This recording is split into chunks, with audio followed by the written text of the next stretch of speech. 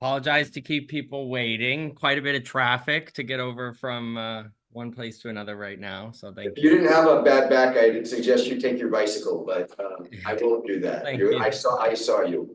You were hurting. So is there any objection to Mark's suggestion that I chair the meeting? No, absolutely. Seeing none, I am the acting, Gene Bergman, acting chair of this meeting. I'm going to call the meeting of the two to order at 5:05, and I will ask for a motion to adopt the agenda. So moved. I hear a motion from Councilor Broderick. Do we have a second? Yes. I hear a second. Is there any discussion? I don't see any. All in favor indicate by saying aye or raising your hand. Aye. We have a unanimous adoption of the agenda. I take a motion to adopt the minutes of 4/23/24. So moved. I have a motion to approve the minutes as stated. Do I have a second? Seconded. I have a second. Any discussion? I don't see any. All in favor, please say aye. Aye. Aye. Do you have a unanimous assent to that? We are now on the public forum. I see one person, non-staff person in the room who's a member of the public. Are you interested in speaking in the public forum? A couple minutes, yeah. A couple of minutes is easy. And is there anybody, Robert, who is online? We have members of the public online. They haven't raised their hand yet. Okay. Anybody who is online who would like to speak, please use the raise hand function so that we can get you in a queue, and just take them in an order that you see them. Mr. Goodkind, if you would please come up to the table and talk to us. It shouldn't be too long. And it's good that Aaron's here also. In the resolution for This is Steve Goodkind of Burlington. in the resolution for the steam pipe back about 7 months ago, there's a number of studies and commitments that BD and the city make, and some of them involve the TUC. There's supposed to be a study where it's done under the auspices of the TUC and BD, and like BD's funding the study in their 2025 budget. But I just remind you, you've got some work to do. I'm not sure how the TUC runs the study. I don't know if you have to staff or how you would do it, but you ought to be thinking about it, because I think there's a deadline. So the first deliberative item on the agenda is related to BED's budget related updates. So we will get an update on all those things that are on the budget course will be talked about in that. Well, there's the budget, and then there's some things which don't necessarily appear in the budget. It just says that the city. Recording in progress. I'm gonna read the whole thing, but it says the city of Burlington, city council respectfully requests the general manager be to do the following. There's a bunch of things there. I'm not sure they're on the budget or not, but you're familiar with that, right? So to the extent, Stephen, to the extent to which we are going to hear about the budget related things tonight, that is on the agenda. If the director wants to add some things related to the others, we always like to know. Well, again, I'm not suggesting it's an agenda item for tonight, but this does require something of the TUC. Yes. It's not, you're just asking for someone to come and make a presentation. The TUC is supposed to be doing something, so. Yes. I'm just saying, start thinking about it, maybe not tonight. We started thinking about, I shouldn't be doing this, but just to answer you, to be responsible, we started doing this 2 meetings ago. It is on the list, so yes. And I have my 2 minutes. There you go. Thanks. But thank you for trying to keep us on task. Will be one. Thank you. Anybody there, Robert? No raised hands. Okay, and how many people are online, just so We have, looks like 2 members of the public online. okay. If per chance there is a question or a comment on a particular item in the agenda that members of the public who are online or who are in the audience would like to raise, we will entertain them also during the deliberative agenda. With that, we now have the deliberative agenda. BED budget related updates, number 4.1. General Manager, take it away. Thank you. Rob has a slide that I think we're gonna load, but you all may be familiar with from our budget presentation. So I was gonna walk through, or I was asked to walk through, apropos of Steve Goodkind's comments, the various pieces that are in play relative to our FY25 budget that flow from the district energy resolution. I'll mention up front, there is an item that's specific about the general manager of BED reporting on a variety of things that's, I don't want to say, it's not redundant with another study, but it's complementary to another study. And so there's nothing in the budget specific to that. That'll be on us internally to kind of work on. So there's a piece related to that, but it doesn't require a budget item. So here we're going to speak to the items that do require budget items that are in our FY25 budget, and which we look forward to working with the TOOP and other counselors on after passage of the budget, enactment of the budget. The first item that we were asked to do is an RFI, request for information, related to a wood chip dryer. Wood chip dryer is to improve efficiency of the process of using wood chips for electricity. We have moisture content within the chips that if you can dry them, they will increase the efficiency and you'll be able to get the same amount of energy out of less chips, more or less. So we were asked to do an RFI by March of 2024. We completed the issuance of the RFI actually way ahead of schedule in December of 2023.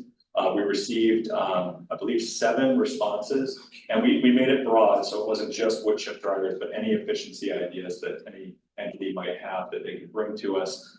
So we received several that were related to wood chip dryers. We received a couple that are related to more general efficiency items, and one that was related more to carbon capture technology. We've done some limited follow-up with the vendors to get additional information. We've put funding into the budget, and of course, this is subject to the joint owners, review and approval as well. But we put funding into the budget to do engineering work for a wood chip dryer in particular, and to support an RFP process for a wood chip dryer. So that's something that we might be able to advance. One of the things that I learned through the process that was interesting is that while you can have kind of one unit, so to speak, that would dry all of the chips, you can also do this in a modular fashion, at least with one of our respondents. So you might be able to add, if capital didn't permit to do it all at once, you might be able to add in a modular way. So you're drying a portion of the chips, and then over a period of years, you could get it to the point where you added enough units, you were drying all of them. One of the key things we're interested in is some of the vendors talk about using natural gas to dry the chips. Not interested in that. We are interested in using waste heat because that helps even further improve the efficiency. And there are vendors who are able to use waste heat from the plant itself to dry the chips. So that's a nice virtuous cycle in terms of efficiency. So we do have this item in the budget for engineering and support for the RFP. We need to have the joint owners obviously on board for that. But our interest is in further exploring this in FY25. And with the concurrence of the joint owners, we'd be interested in doing an RFP. Okay, so can we ask whether members of the committee would have any questions on this? Why don't we do it like that? Short, bite size. Any questions? I see none here. Evan, do you have any questions? No, sir. Okay, the only question I've got is a little bit more detail on the timing going forward with these. What can we expect? Yeah, so I think there may be things that are actionable in the very near term. Because one of the ideas related to efficiency might be a relatively low cost, maybe 2 of them actually could be relatively low cost and easier to implement. So those we might be able to pursue. What would those be? As immediate follow-ups. To characterize them broadly, I want to be careful that I don't really reveal anyone's proprietary information, but to characterize broadly, one of them would be essentially a coating that could be applied to the boiler that would improve efficiency by an increment that's justifies the effort, but wouldn't be as same as a wood chip dryer. That's something we learned about, we didn't know about, so we learned about through this process. The other would be essentially a controls optimization. And that's a company that we worked with through, we support a energy startup accelerator program called Delta Klein. There's a company that we had worked with initially or learned about initially through that program that also reply to the RFP, and they would do more on the controls optimization side. So those are two kind of more limited efficiency opportunities, might be near-term actionable. Once the budget's approved, what we would do is work with our engineers at McNeil to try to get the specs, and we may use, some of the funding for engineering consulting purposes, to get the specs necessary to do a formal RFP, to be able to say, this is what we want to procure, these are the specs that we would need, here's how we want you to design it. And then we need the joint owners to buy in on that, obviously, and then we could issue the RFP in FY25. Perhaps in the first 6 to 7 months of the fiscal year. Okay, but I obviously would like it to be earliest possible date. Is there possible on the other 2 items that are actionable to let us know if there are any emissions reductions, stack emissions reductions that would result from those greater efficiency? Yeah, I'm not asking for you to do it now. Yeah, well, that's one of the things we'd be interested in, because if you gain efficiency, you will reduce the footprint emissions, but we want to make sure that we would have a way to quantify that, because the wood chip dryer is a little different piece of technology than these. So that's one of the things we'd be looking at there. It's a kind of pre and post test, so to speak, to be able to document that. That would be very good. Okay, I think that we're good with that one, and perhaps go to the next. Yeah, so 2 other items that are in the budget. One was for us to do an RFP again for a third party to do a study on the forestry components that we do. I think really 2 parts to this in my mind. One is to hopefully transparently verify for the council and the public the practices that we've discussed that are in our contracts, that those are being followed in the field is one piece of this. And the second piece is we're always looking to improve. So anytime you do a third party forestry study or review, I suspect there will be recommendations for things we can do even differently or better. And we'll be looking for that as well. We put $25,000 in the FY25 budget to support that third party study. And that's something that we would, upon approval of the budget, we don't need to wait for anything. This is an RFP that we've already talked about a little bit with our forestry team, and that we'll be able to put together in the first several months of FY25 and issue for vendors. Okay. Councilor, questions? I see none from Councilor Broderick. Evan, Councilor Litwin, any questions? No. Nope. Is the RFP or the draft RFP ready? Not yet. Okay. We've talked about some of the elements of it, Yeah. but we drafted it still. So this would be something we'd be looking to issue in early FY25. And is your intention to share that with, say, the 2 before you issue it? We could. I asked that because I think that given the there is still broad skepticism that it would be better for us to vet before. And this is not one of those ask for forgiveness rather than permission kind of thing. It's more like, let's get it, let's. It would be atypical for us, but I'm happy to share it with you. Understood that. Just, I think that the typicality is altered by, the ongoing questions that we have. And so if you're feeling very comfortable about the nature of it, it would be good for us to vet that out in public so that everybody can see it. And, You'd be happy to share it with the committee. I do think there are pieces we want obviously in there. We want to make sure that it's going to be an organization that's selected that has deep experience in forestry sector, in the type of accounting that we'll want to be doing, in field work. Sure. And there are pieces that we really specifically want them to look at. So I think it'll be relatively straightforward. But this is great. This is great. And I'm assuming that those pieces are particularly they may be costly as a result of having the right people to do it. So whether I'm assuming that the $25,000 should. I think we'll be in good position to cover it. Okay, thank you. And then the last piece. So this is the one I think that was referenced earlier. So there's a third party study again that we would run the RFP with, but this one would be more direct involvement by Tuke and the Electric Commission in shaping the process. And on the Tuke side of things, There's the concept of having one or more, I believe, convenings with a variety of stakeholders to either review the third-party study or contribute to some of the thinking that goes into that.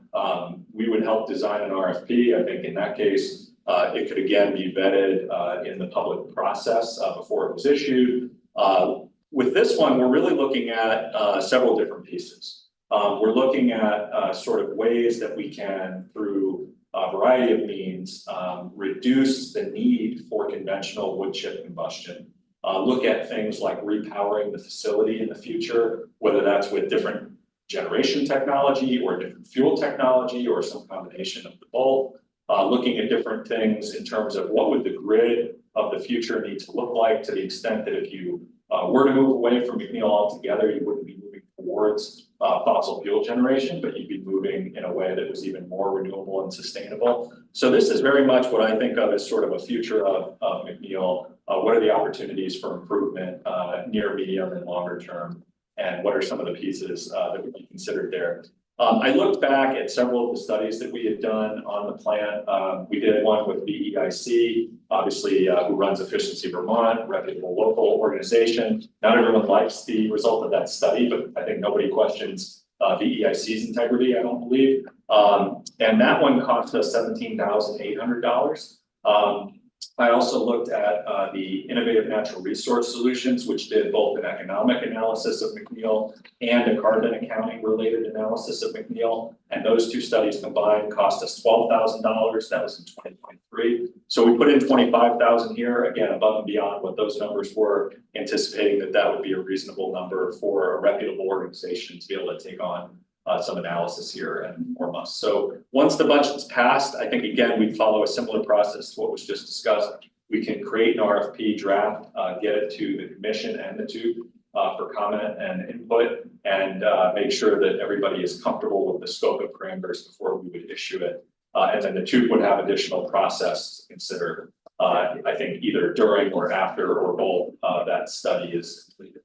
And to be clear for councilors Broderick and Litwin, the resolution that was adopted by the council on district energy has this on lines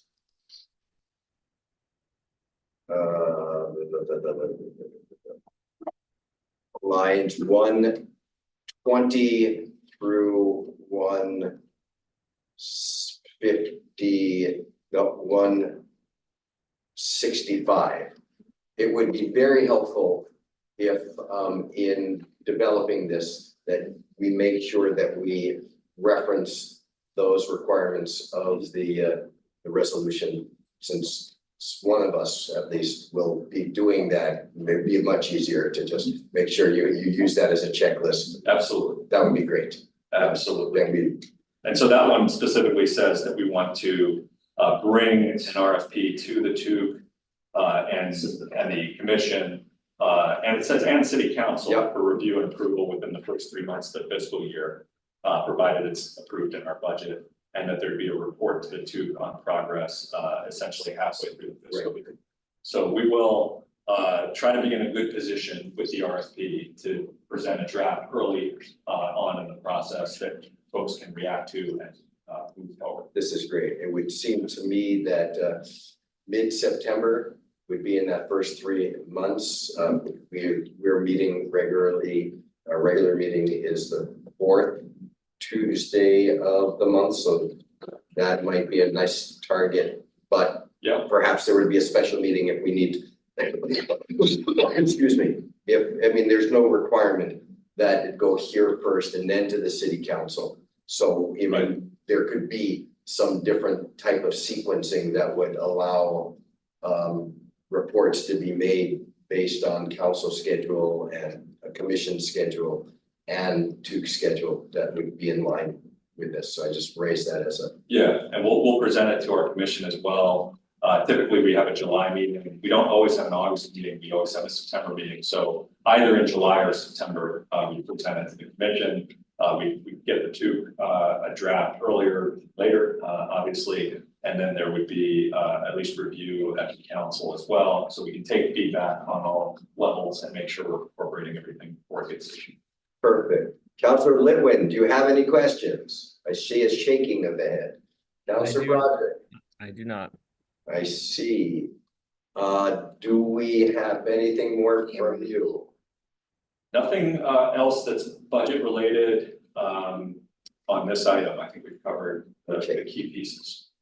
We have taken this resolution and identified that it is, there's a lot of work for our committee as such. I think it might be helpful if you can take a checklist approach to that, and if you, particularly if you have got scheduling, you know, preferences, I'm going to say in part, Right. that we can, so we can understand the sequencing, and we can maybe do it in the same sort of manner that we're doing now, where we're doing a bite. Yes. So Better- you'll see us often for the first 6 months of FY 25. This is why I voted. Yes.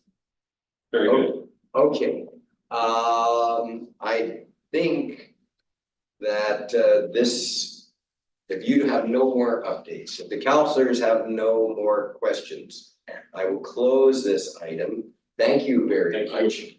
And go to reconnecting in Jerry Street concept, so I don't have to go all the way down in between the garage and Macy's and then go all the way back up. I can go straight through. It would be great on my bicycle. It's gonna happen. So right. I'm just trying to get to where I can actually do the screen share. Talk to us, please. Yes, so Laura Wheelock with Public Works, Senior Public Works Engineer and one of the project managers on the project. Joining us remotely from City Hall, we have Julia Ursaki. She is one of the other project managers, and the lead project manager for this project. She is getting prepared for our community meeting tonight. I am gonna try to be brief tonight because you guys have a lot on your agenda. The packet for this presentation is uploaded into your documents, so you can go back and review some of our cross sections and our plan with a little bit more detail. But we're going to quickly go through the history of the project, a little bit about where the concepts are and the proposed improvements and what our next steps are and how we are going to collect input. Our project team is pretty diverse already amongst the city, a good healthy share of DPW folks, as well as a collaboration with our Business and Workforce Development Office, and I'll get into that a little bit more. Our design team is composed of Stantec and SE Group. And because of some of the federal funding that we have V-Trans working on the project and Federal Highway Direct. So this project isn't actually new. It came about back into about 2016 when the voters authorized a waterfront TIF specific to the Burlington Town Center, which is what we used to call the old mall. At that point in time, it included an 8-block street reconstruction, which included 2 new blocks, one on Pine and one on St. Paul Street. Those are shown in yellow. And then it included redevelopment of 6 existing city blocks on Cherry Street and Bank Street up to the marketplace. That is the limit of the downtown TIF. It is a helpful reference point as it relates to some of our funding and what we're now able to do. So the project stalled. We ended up with a little bit of a pit in the streetscape. We had taken over a design of Cherry and Bank Street, but ultimately that halted while we waited for kind of the next steps. And we had, sorry, hit the button too early. We had received city council authorization for the concept plans of those first 6 blocks. It's not letting me go backwards, and now it deleted that part. So I'm gonna stop hitting buttons. So we had received city council approval for the Cherry Street between Battery Street and Church Street. And we had also received city council approval of the concept from Pine to Church Street. Through the development review board process and ultimately the city council's pursuit of the 2 new street segments from Don Senex, the concept approval for Pine and St. Paul was approved through that. Both of which had public processes. Bank and Cherry was done through typical DPW processes. The Pine and St. Paul streets were done through NPAs and community meetings that the developer had held that we participated, but it was ultimately completed in that sense. So this is where it gets to 2018, the private project stalled, our designs all paused, and funding became a concern. So DPW and other city team members, our grants department and CT office, started to pursue other funding to refund the entirety of Cherry Street and the entirety of Bank Street. We were successful in this past year in procuring a $12 million congressionally directed spending for Cherry Street and a $22 million raise grant that actually overlaps the entirety of the project. So now we have a 10-block project in the heart of our downtown with 2 brand new streets. It's important to note that the USDOT raise grant funding includes a workforce and development component of almost $1.5 million. There is a huge slide on it. I am not qualified to speak to this, but this will be elaborated in our public presentation tonight. But Business and Workforce Development has a bunch of different training initiatives, internships, and other programs that they're running to support this project, and ultimately the streetscape that it will develop. So the streetscape is based off of our Great Streets Downtown Standards that were adopted in April of 2018 and the Walk Bike Plan of 2017. So within these standards, a lot of our street organization was chosen as it relates to widths of roads based on type, whether a transit street or a slow street. Materials were selected from a public process that allowed people to determine whether they liked metal benches or wooden benches, which types of bike racks people preferred, all with the context of trying to keep them durable and a material that we are still comfortable working with once we own it at the end of the day. So these 2 standards and then Walk Bike, this is just a little snippet that tries to highlight how Cherry Street, which is a fairly unprogrammed street in our Walk Bike master plan, and Bank Street as an advisory lane street, organize themselves, as well as the hope and promise of connecting with the new 2 street segments of Pine Street and St. Paul Street. So that is the basis for which the concept plan was laid out and ultimately brought through to the city council for the amenities that are on the street for our transportation network. So what does that look like? That was a lot of work. This is a big overall image. Again, it is in your packet. It is a pretty high quality PDF, so you have the ability to zoom in pretty close and see a lot of the details and tree grades on the streets and so on and so forth. Because we are still working around a little bit of the existing built infrastructure, you can see Pine and St. Paul Street bend a little bit to connect in at each end, trying to avoid some of the buildings that are there and some of the constraints that we are working within.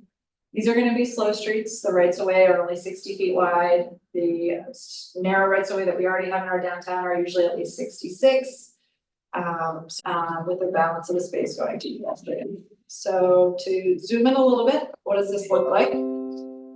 Just to outline, I'm going to go in detail into this cross section and then we'll skip through some of the other nitty gritties. But this is essentially taking the cross sections that come out of the Great Street Standards for a transit street, which is how Cherry Street gets classified. It outlines travel lane widths, parking lane widths, and overall road curb to curb section, and then says that this is how the balance of the space goes. So bicycles in this street will use the travel lanes, with the sense that the road is actually going to get narrowed by one foot, which will make things a little bit more constrained and help to modify some of the traffic behavior. Amenity space will be reworked so that there is amenity space, and then sidewalks will be reconstructed to their limits of the right of way. How big are the sidewalks? Are they 5 square? They vary, but there is a 7-foot minimum. It depends. There are some encroachments, some doors and some older buildings that take a few feet from some different places, but there's a 7-foot. And then the tree belt being traversable as well. Correct. And with the travel lane being for both cars and bikes, will there be buses. And buses, will there be signage as you, and this is going to be no, this is just, so this is just Cherry Street that we're looking at, right? We're not going into a little canyon like we will on whatever There's the no section in point. between the buildings, you're not gonna go in between buildings? Not on this street. Not on the street, no, I got that, I'm in the wrong street. Yes, Yeah. yes. I can show, I'll pause Yeah, there. when on we my get there, streets and okay, the yeah, I'm good, 18 I'm good with Cherry Street. Is Cherry Street already double parking lane? Yes. Any other questions? Evan, do you have any questions on this particular slide? Okay. No. Sorry, go ahead. This is a very similar cross section also for Cherry Street, but showing how some of these places where stormwater opportunities present, the soils under the street are amazing. So we do want to take opportunities where we can to re-infiltrate stormwater directly back into the ground. So sometimes parking is taken in place of some of these types of facilities. This is just again another section. Showing- Speaking of parking and thinking Yeah, of there- parking, I'm happy with this trade, but do you have a number of parking spaces? A comparison between what you would have? I'm gonna say now is sort of not right because there's all this construction and stuff on Yeah, the I'll let south. Julia take this question. Yes, we do have a comparison, like you said. The existing is a little off because we have one block of Cherry and one block of Bank on one side, not usable right now. But I do have the totals. Give me just a moment. I don't know that we need to take the time to lay that out. I do think that it is worthy of the conversations and to have that in the public and an extent to which the business community will not raise bloody hell. That would be helpful. They may still, we Yeah, that's anticipated true. having this conversation tonight in our community meeting, and so we are prepared to talk about it, but we've all had a bit of a chaotic day as we've arranged Okay, these numbers, Yeah, no, so. I'm supportive personally. Yep. I see firestorms. Yeah, so this is actually one of the newer blocks, just because that concept hasn't been shared with the public yet. So this, again, is a very typical arrangement, similar to what you see on the other blocks, but it has everything labeled, parking still existing on both sides. There are some select opportunities. Oh, this delay is good. Near the intersection to remove what is the on-street parking in favor of an enhanced tables and chair area or otherwise activatable space. These are just options that we are putting forward. We do something similar in the bump out that is just west of this. Sorry, my cursor is very slow. Where we take away one on-street space to be able to enhance the amount of bike parking that happens in this location. So this is essentially the generalized concept. Let you absorb that. Councilor questions here? No? Here, All right, we'll keep No. that. okay. So here's a very close detail, and it gets a half a shot of how the bike facilities will get marked and that they will get the large super sharrows in the center of the road for the share of the road lane. Otherwise, zooming in, we still have the concrete sidewalks, which are the most accessible surface that we can give people walking on their sidewalk with. The amenity belts having bricks in them, permeable pavers for the most part. There may be some areas where there's some contamination underground that we won't make those permeable, but they will still look the same. Concrete step-off zone, granite curbing, and then the on-street parking. So we switch over to Bank Street. Again, it looks very similar. The only difference is that this is a curbless street. Doesn't mean that there isn't a curb in the cross section, but there's no vertical change between the travel lane or the parking lane sections and the pedestrian type zones. There are barriers as it relates to light poles, signs, sometimes bollards, planters that will ensure that cars remain contained. However, it'll feel like a street that you can traverse back and forth much more freely. Because everything is at the same level grade. All of our on-street parking becomes highly accessible. Because there's no vertical change to get from the parking space over to sidewalk area. That was again, one specific section where we are taking a parking space to provide activation. Bank Street will still have parking on both sides, and the benefit of redoing the streetscape is the section between Pine and St. Paul will actually have parking added to the south side, where right now that block only has parking on one side.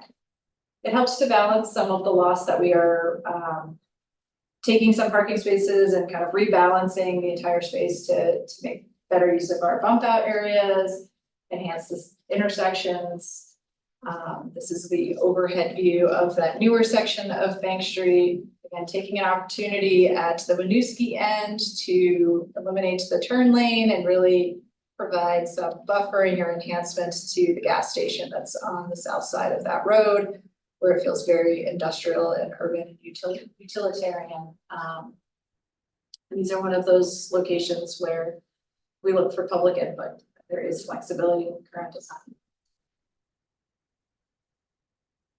The buildings that are going to be built in City Place will have, I mean, unlike here where you can see what the buildings are and you can envision the traffic, the pedestrian traffic in, or the people driving to a location and getting out to try to go. Yep. I can go back to the overall map, but let me quickly get through just the last couple of images. So this is the Bank Street close up, very, very similar. Because it is a curbless street, there is one small difference, that there's a tactile warning strip between our sidewalk and our paver belt. This helps for people who are visually impaired so that they feel a service before they end up out in the travel public, because there's no vertical difference. So here you can kind of start to see, this does have City Place's buildings overlaid on it. You can see these occasional spots where there's these notches in. Yeah. These are their significant doorways. So these are stair towers into their northern residential building. There is a, what will be a very high use door over here. Believe that is a public knowledge as to what they received zoning approval for that use. But I don't know if I'm quite at liberty to say. I'm gonna look it up in between meetings. And then on the south side, they have this door right here. This is the entrance to both the residential tower and also their permitted hotel. All set to open in March of 2025. There are 2 parking garage entrances that they have, let's pronounce again. One over here on Pine Street. This goes to their internal garage, which you can kind of see the line work for, and then they have another exit out onto St. Paul Street. So that's the kind of composure and flow. Strong entrances for pedestrian activation on Bank of Cherry, strong vehicle activation on Pine and St. Paul. As I leave this up, we do want to highlight, one of the things we heard early on in the public outreach on Bank Street was the opportunity to have this festival space. This was originally actually centered over Pine and to Church Street, but however, now that we have this larger block, we can incorporate the marketplace. We will now have circulating streets. It makes sense to switch this. This is a very flat area. It's definitely one thing that we've heard through BCA and our outreach with the Flynn, that they are craving flat areas to be able to set up events. And our hilly city doesn't have many of those opportunities. So this is going to be a huge opportunity for our community to have this location. Taking a quick cross section of both of the 2 new streets, noting that they are narrower than our other opportunities. They have parking on one side because of on the street, and St. Paul Street being a transit street. There's actually not a lot of on-street parking opportunity on this street. We do have 2 level 3 charging spaces planned for this street. See on the right-hand side of your screen, it's actually the south side, which is a unique opportunity to be able to put high-capacity charging into a metered parking space to actually charge people in a short-term. And then Could you go back to that, please? maybe it's not cooperating tonight. Okay. So the driveway out of the garage. Is right here. We are also rearranging the driveway for NBT, and they currently exit out on Bank Street. They are now going to be rearranged and exit onto St. Paul Street. It is a property acquisition boundary adjustment that is almost complete to be able to do this change. So sidelines for bicycles who are gonna be in the, how that, It's actually a pretty open street. It's only a 5% grade, which is not the steepest in the world.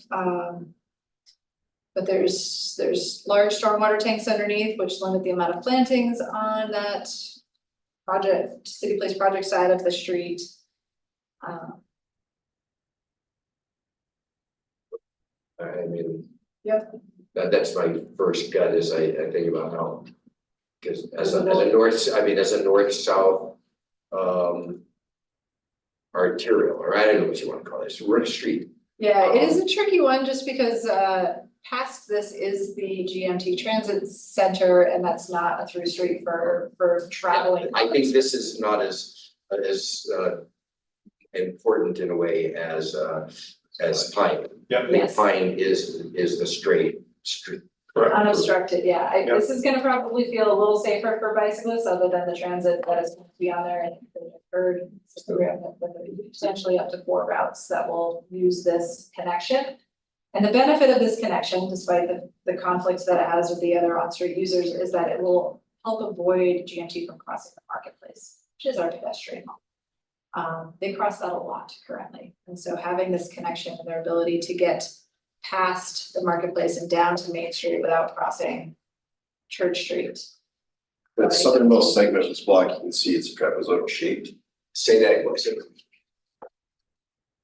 These areas here, Yeah, they're broad and open. So there's a lot more sightline than you would normally have for any street. so those 2 trees that I'm seeing, you just went over, there are actually not gonna be trees there. Well, there are trees there, but they're, But we'll be able to, they'll have a canopies that we'll be able to see underneath, we'll be able to see underneath, okay. Correct, these are gonna Yeah. feel like St. Paul streets, redeveloped streetscape trees. They're gonna go in as relatively large trees. They have really robust underground infrastructure, and so they're gonna wanna grow and grow quickly.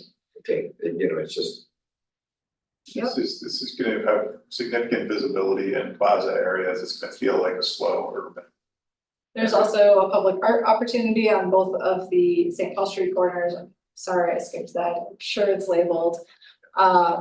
This is Pine Street. So on the right-hand side of the screen in the shaded color is where 100 Bank is over the top of the road and over the top of the eastern sidewalk. My mouse is being slow again. right. There we go. So the bottom of the screen is where Macy's is. The bottom of the screen is where the high school is. And then the left side Cherry Street, and then the solar panels that you see in the bottom right are the People's United building. The driveway for the parking garage comes out here, about mid-block. There is a row of parking. There are some level 2 chargers that we have found a place for over here. This design had considerations for if, as the high school unoccupies Macy's and maybe the Macy's building redevelops, that we could have a driveway as far south as here. Just because Cherry Street is a little bit more busy, that sometimes having driveways out there are challenging. So it has that opportunity. It is not a guarantee, but it's possible. You can see on the far side, and I can't get my pointer over there, the bend of how Pine Street will come into Bank Street. Trying to continue the flow of the cars that are coming off that other street. Just so there's a reasonable jog, and we do need to get under the correct columns of the 100 Bank building. It'll feel very similar to that if you ever went into the old parking garage underneath the building. You're just one section of the building over. It's that same amount of space. Which is great. It'll keep people going a little bit slower. Is it okay to ask a question? Yes, Okay. I actually had a question a couple slides back, but you don't need to worry about going back. It's just about the just wondering if you could tell me the process by which you arrived at the festival space would be more appropriate for Bank Street versus Cherry Street. Yep, so Cherry Street is a transit street. GMT operates every day of the week. And so relocating them is very challenging and disruptive to the population who makes use of transit as their mode to get around. Bank Street doesn't have that same use, and it is past the area where the buses would go through St. Paul Street. Okay. Any great. one of our streets can be taken as a festival opportunity. There are many parts of Cherry Street that are relatively flat, so you know, that's something we could ask the public about tonight as well. I think I wouldn't I would love you to ask about it, but the reason that you give makes a lot of sense. What I would invite you to consider is that, you know, I am really interested in reclaiming Cherry Street a little bit. There's a lot of safety and security issues going on there. And so I'd love to see, I realize that our schools will hopefully not be there more than 2 to 3 more years.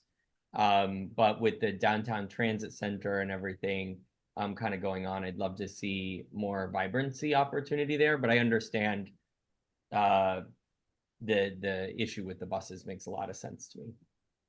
I think that you'll find with this project that the way that Cherry Street redevelops, it will finally have trees on it again. It'll have an intentional tree belt area that looks programmed, purposeful, and it's carried throughout the entirety of the corridor. The hotels on the western end of the block have been overly patient and huge supporters of trying to find a way to bring vibrancy and safe infrastructure back to Cherry Street. And City Place will activate the space as well. So this is something we agree with, Council Litwin. And you know, the investment here should make redevelopment of other parcels such as the cathedral a lot more promising, so that we can create a better, not just street, but adjacent uses to the street. That's great. Thanks a lot. Councilor Broderick, do you have, no, okay. So that we can get to next steps and keep you guys on track. We have a community meeting tonight. We are looking to visit both the Church Street Commission and the Public Works Commission. Church Street's a little bit more important than Public Works just at this point in time, because we are crossing the marketplace with this project. We are looking at how some of the bricks area is defined, which is a charter item and has a lot of public process with it. The Public Works is an informational item. Ultimately, in our communication tonight, we are looking for support to bring this to the City Council. So our federal funding has various steps of public process to be able to get us to the next step, which is our NEPA permit. Where we hope to submit that this fall. And so to do so, we do need to have a preferred alternative selected by our governing body so that we can advance that. So we are hopeful to bring this to the council in June, and we are. Do you have a date in June that you are looking? We would like the council to act on it in the meeting on the 24th, but are willing to bring a presentation to them sooner for consideration. Are you looking for an action from this body tonight? Yes. Oh, I have a question about the construction schedule that may be an issue for me. I have seen your presentation somewhere else. I might have read it. I don't know. I get a lot of documents these days. And one of the big concerns I have is making sure that we are not overburdening parents and caregivers at both Burlington High School and Burlington Technical School with the Cherry Street construction schedule starting in 2026. My concern is that students will still be in the building. Most likely, the new high school may or may not be ready by that date. And I'm wondering why we couldn't flip Cherry and Bank construction around, because we've got students and parents driving in from 9 different communities to drop off kids at Burlington Technical School. They have 3 transitions a day with school buses as well.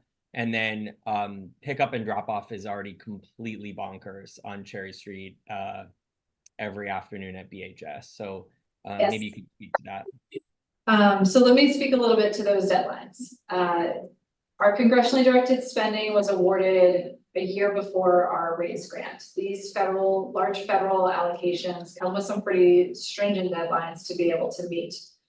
This construction term isn't necessarily digging in the ground, but it is an obligation of funds to go towards construction. So it's a milestone in the project. It means that at this point in time, we are approved by the federal government and allowed to bid the project. It doesn't mean that we are starting the digging in the ground. Okay, great. I will promise you, I will not reconstruct Cherry Street while school is actively in session, but there may be an opportunity the summer of 26 to do some prep work while there's no students there. I guess I would, That would be a nightmare. I'm sure that you are incredibly diligent in the work that you're doing. It's clear that you're really thorough. I guess if that's even on the table, because summer is short, they get out mid-June, and they go back at the end of August. So summer's pretty short, and I guess I would want to make sure that we are in, that our school district, our school board has been consulted, that our school board is on board with that, and that the principals of both schools, the leadership teams feel that that's not going to be an issue for them. I would just ask that that be really intentionally handled, if that's okay. Yes, no, that's certainly okay. I come off of just working through the Main Street Design Project, and we met with the principals of both the Edmonds Middle School and Elementary School multiple times, and they are not even in the immediate construction area. Meeting with the schools as a stakeholder is absolutely on our list. Okay, So can we see the proposed action that you would like this? Yes.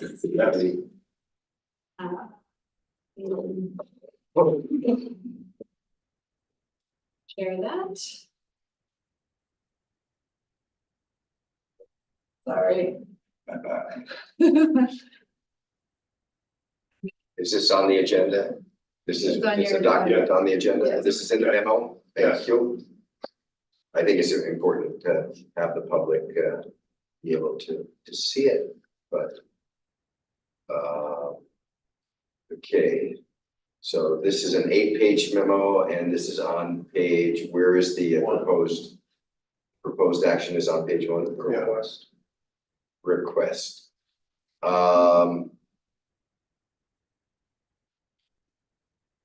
Okay, so Evan, can you see the proposed action? You're muted. Demute, please.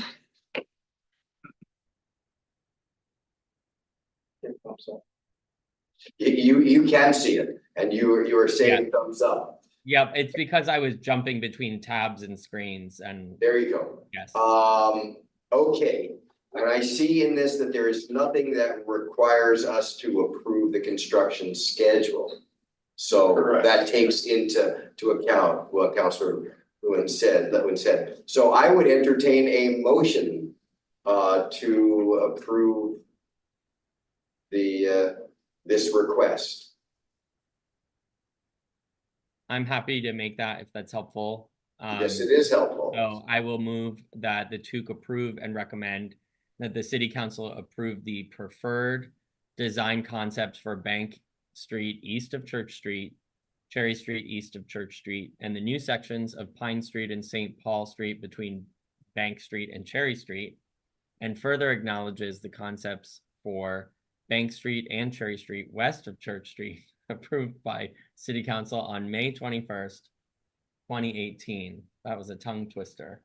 Thank you. Well done. Do I have a second on that? I see a second from Councilor Broderick. Do we have any further discussion on this? I see none. Therefore, all in favor, say aye. Well, you have a discussion. I have just one question. So the motion does not say when we're, does the motion say that when we're supposed to bring this to the council, or is that not part of motions? I think that we will leave that up to, this motion does not have us go to any particular item, so it would be for staff to. Right. I think, Councilor Broderick, because the preferred design concept still hasn't been settled because there's still public input being taken, we would wait to hear what the outcome of that process would be. So then I'm just wondering why we are approving this if we're still waiting on public input. That way they can come straight to city council, right? Yes, so because of the TOOC's current schedule and the oddities of the city council's timing, you guys don't actually meet Right. right before the 24th.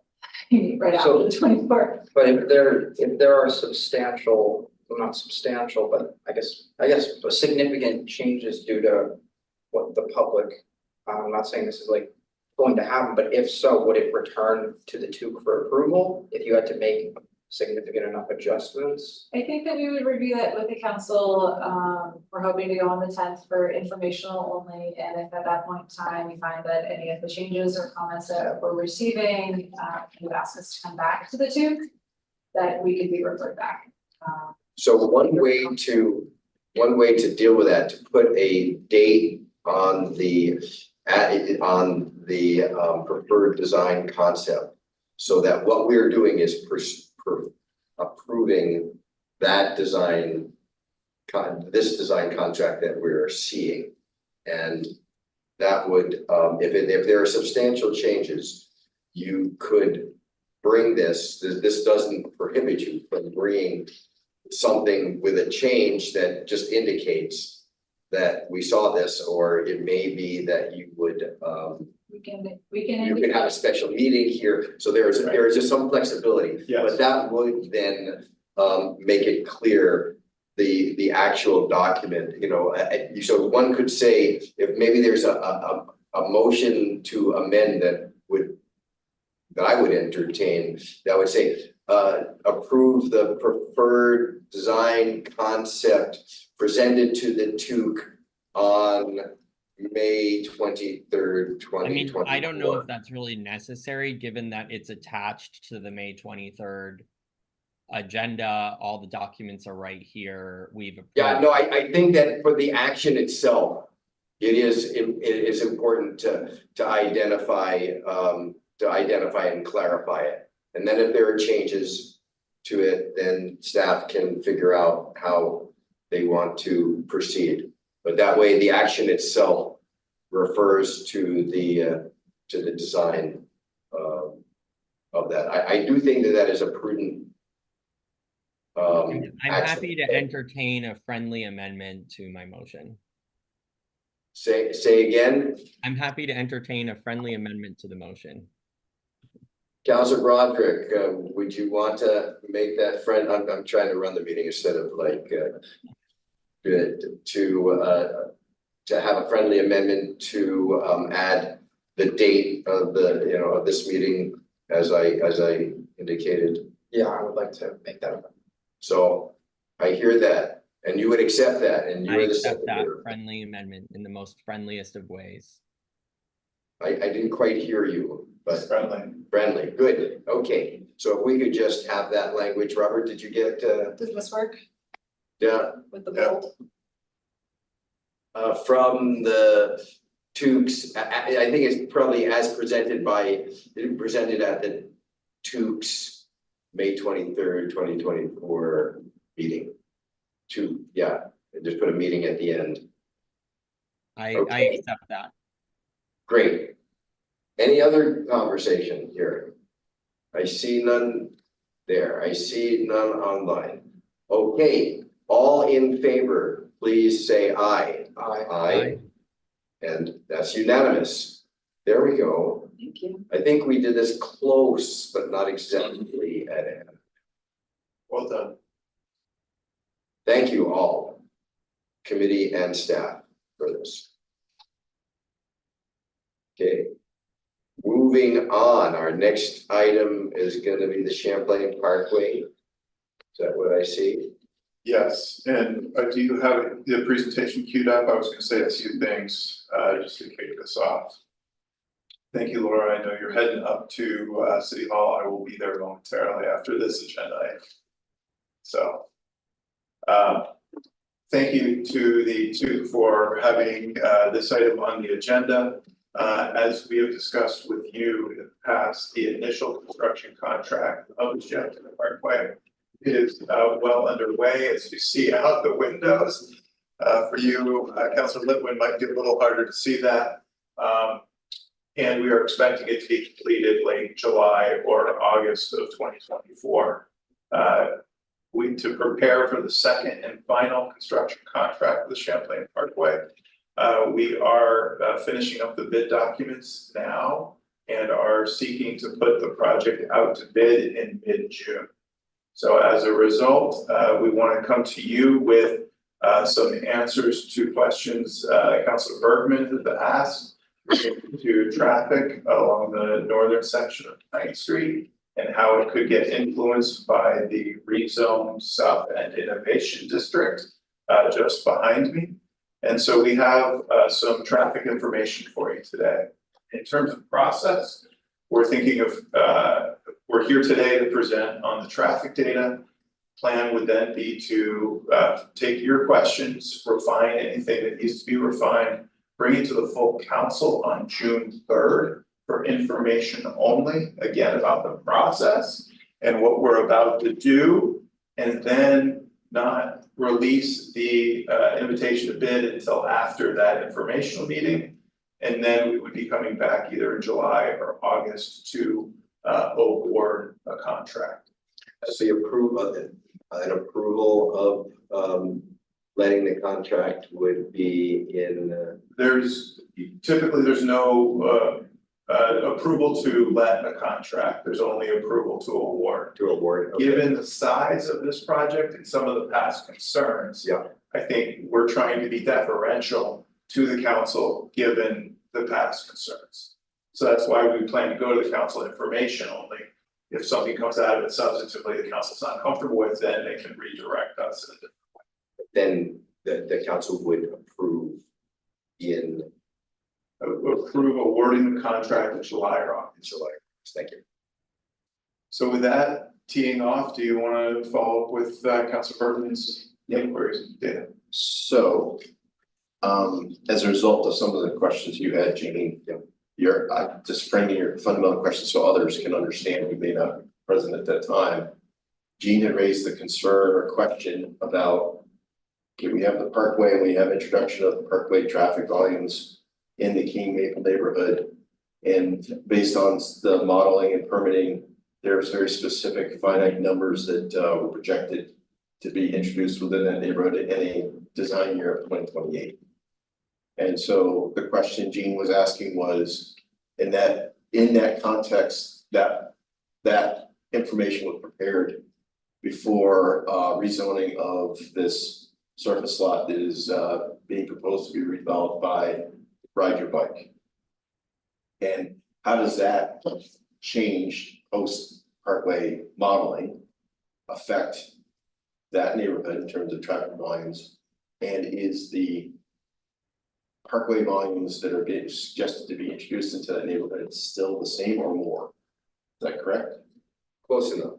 Okay, so as part of that process, we've been working very closely engaging Ride Your Bike consultant, which their consultant is Stantec from Boston. And they've in the process of developing programmatically what that project would look like potentially. It's still in the very early stages of clarity in terms of precisely what it would be, but without question, the first phase I think has reasonable clarity. And so we're going to focus largely on that, but also look at what the long-term redevelopment of that site, not just 2028, but 2044, with all the three partners, Champlain College, Ride Your Bike in the city. So for that, I would note that they prepared this slide presentation based on some of our conversations and dialogue back and forth. So this is the introductory slide.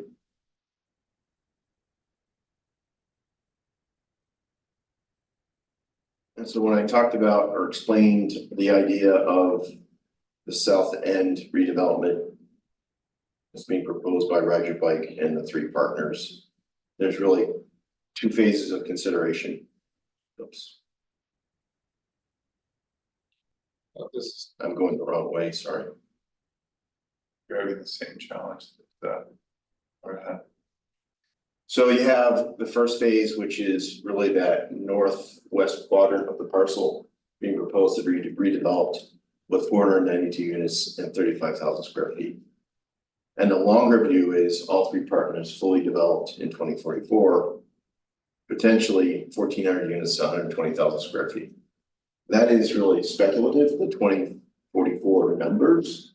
in programmatic development, but focusing very closely on phase one, I think is really important to the conversation that or concerns that Jean has.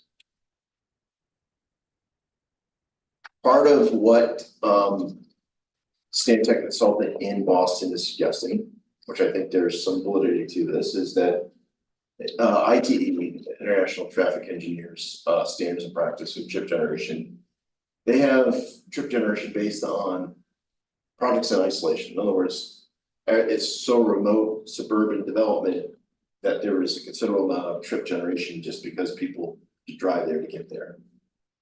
Because this is an urban environment where you have a lot of mixed uses and mixed activities that can what they call an internal capture.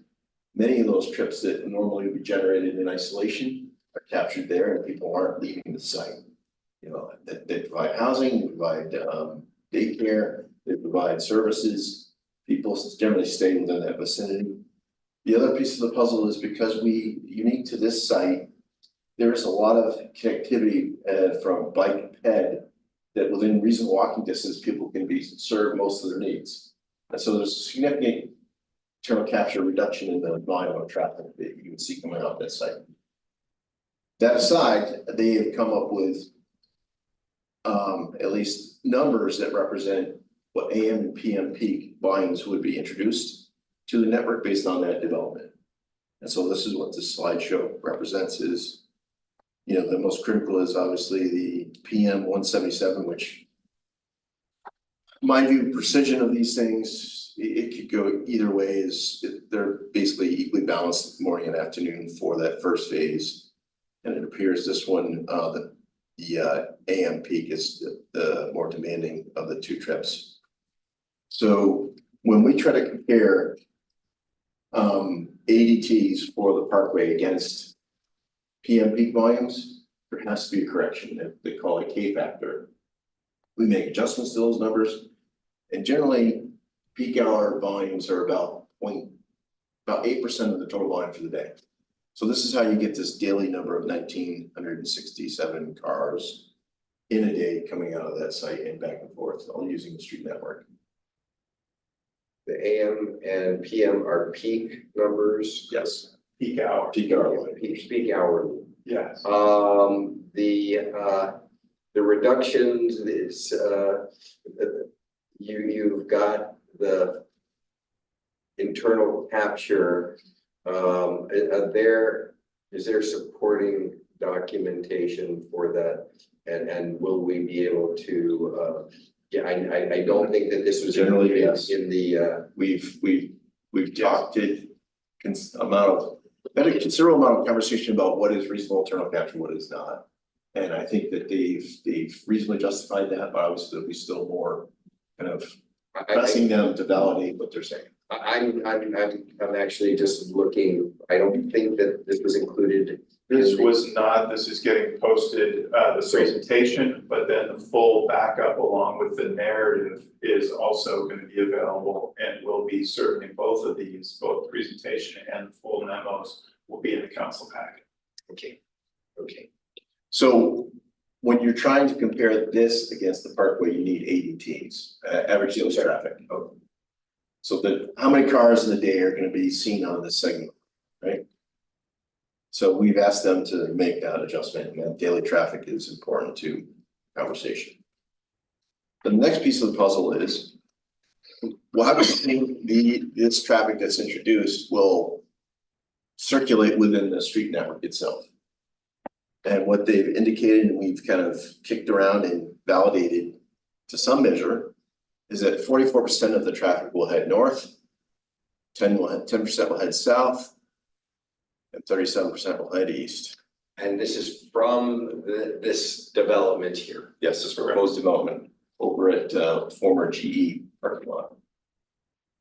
Of that 44%, 55% are driving, heading north. Let me just stop and say, is there another slide that talks about the traffic to being generated outside and then comes to the site, since there is a there's significant non-residential piece, you look at the, you know, there's a lot of square footage that's non-residential, which means that it's likely like Hula, people drive to Hula, right? I know people in the North End. So is there another slide that Well, deals with the that? street network is already represented in. I don't want to put this, the Parkway already represented those activities in their modeling, in their permitting. I assume that most of these things happened prior to the permit model. And correct me, yeah, this is to and from. Yes. Corey and I were both saying, so this is not just vehicles leaving the site, this is vehicles coming to the site. Okay, that's what I mean. Those are Is, trips, yes, trip segments between them. Okay, yeah, good, thank you. I'm not sure I understood exactly what you were saying. Yeah. But somebody did. I think they answered it. Thank you. Okay. So. I think an important piece of this puzzle is, what did the Parkway suggest in terms of the number of cars would be introduced in the King Maple neighborhood? The. Trying to compare what's currently happening versus what the Parkway had proposed or understood years ago is an important element to this conversation, right? How do we compare what we see today versus what we see in that permitting back when? In the permitting for the Parkway, it's understood that the segment on Pine Street between Lakeside and Kilburn is known to have 14,000 cars a day. Based on that, their permit and what's indicated in the permit for the Parkway, okay? More recently, there's been additional work for the Rail Yard Enterprise project to actually do counts on that road, same road segment. And what we got out of that was counts that were from 2022 that provided some measure of comparison of that segment under the Parkway model versus what is seen today in analysis for the REP, Rail Yard Enterprise. We know in 2022 that there are really, that I guess I'll start by saying there are two primary north-south corridors in the city that serve this segment of the town. One is Pine Street, the other is Shelburne. In 2022, the roundabout was actively under construction, and a lot of that traffic was being forced to the Pine Street corridor. So you have an anomaly of volume of traffic in 2022 to this Pine Street segment when they did counts for REP. Okay. When you try to compare those counts from REP to Parkway, you have to adjust to the design year of 2028. We know that there's about a 0.4% growth factor within the network on any given year. So they've adjusted those accounts to 2028 for relative comparison. And the relative comparison, we arrive at a count on that segment based on 2022 counts of 11,922 cars. This indicates to us that the Parkway's numbers are conservative to around 2,000 cars a day. Okay? Follow me so far? I mean, I follow you. One of there are two thoughts that I have here. So that what that 2022 is still close in time to the disruption of COVID. So that is that's an issue in terms of counts. I mean, I appreciate all this, and the other is also it relates to what we were just talking about with City Place and the development that's happening there, which, you know, we were talking about development here, but that is another, it's another pitch. I will acknowledge it's very difficult to draw full relative comparisons, given there's so many things playing, so many things that are changing. But this is the best we're going to do. I get that. I totally appreciate it. So, that said, why is my screen going blank? It's and fly. he jumped ahead, so yeah. That said, if you introduce, so the 11,922 cars is listed here. if you introduce the first phase of this, of the Ride Your Bike project, you're consuming 33% of the conservative numbers that were projected in the Parkway. Make sense? No, do Okay. that again. So the Parkway, so the existing condition before Ride Your Bike completes their first phase indicates to us that it's gonna be about 11,922 cars a day going on that segment, Yeah, as it exists today. With 33% of that conservative numbers being consumed by the project being Ride Your Bike, we're still under this conservative threshold of 14,000 that cars. 33% is coming from that previous, that Right, this earlier phase. slide. This 678 cars. The 33% may be misleading, really, that green box is the additional 678 trips being added to the 11,000. Showing the total number of trips still less than what was projected in the permit documents of the Parkway. Okay, which is 14,000. Correct.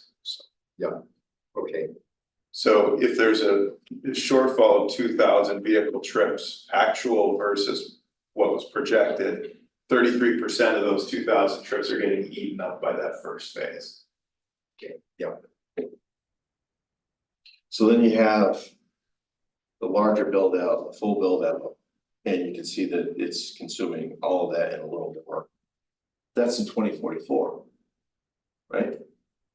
Our goal is to have REP constructed somewhere between 2028 and 2044.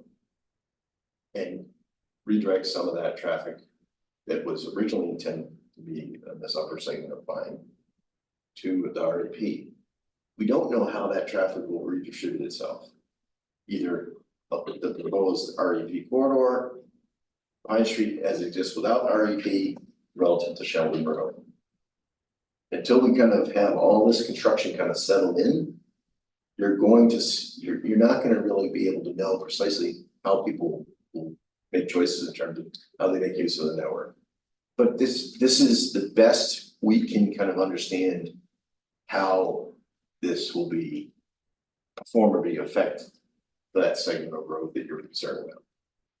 and am I seeing the blue exceeding slightly the Yes, Yes. the 100 on the 105%. right? yes. Okay, And that indicating that that's just one project, and to your point, if there are other projects, neighborhood code and city place, other things. I think the clear message here is that the REP still has importance and value and needs to be developed before we get to 2044. so I was right. Oh, it's always nice to be right on occasion. So there's one other piece of the puzzle that we were working on that you didn't ask for, Gina, and that was how does traffic post this development circulate itself further south? Yeah, And how does the Parkway actually solve some of the problems? And how important is that for the development of housing? mhm, And absent the Parkway final phase being complete, traffic will make choices in terms of where it'll be distributed. It's primarily gonna either go Pine Street to Plum Avenue and south, or it's going to choose to go to the lower segment of Pine Street south of Plum Avenue to Queen City. We know that that's not what the neighborhood wants to see. And there's been a lot of conversations in the past, developing city markets, so on and so forth, that they have no stomach for additional traffic being introduced in that neighborhood. And so it's concerning if we're not developing a Parkway, how will that affect our ability to be able to develop important housing within this segment that we're referring to? And we've not gotten to the stage of having numbers that we're comfortable presenting to you as two. But we are looking very closely at that and pushing Stan Tech to give some more precise answers about what they think would happen in that future without it.